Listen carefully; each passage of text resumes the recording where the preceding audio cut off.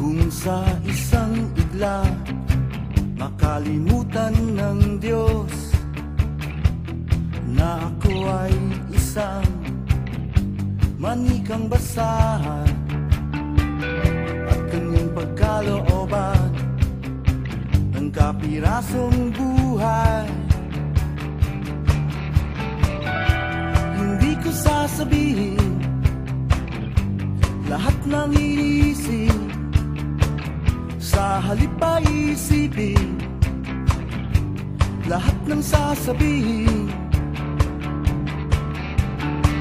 Itatani ko ang bawat bagay-bagay, hindi dahil lamang sa kahalagahan nito, kundi sa kung ano ang kahulugang totoo. Matutulog ng kaunti at mas mananaginip, maunawaan na sa bawat minutong patikim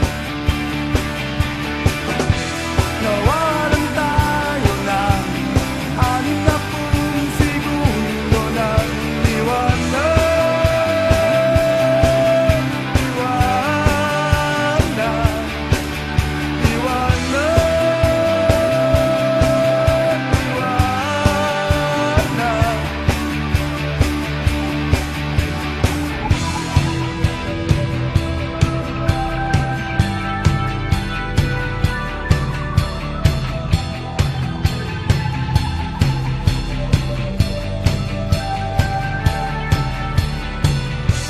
Lalakad ako kung ang iba ay ayaw humakbang, mananatiling gising kung ang iba ay maidli.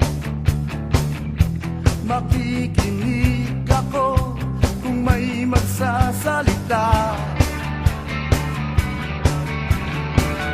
kung ako ay may puso, isusulat ko ang puot sa yelo at maghintay sa pagsikat ng araw.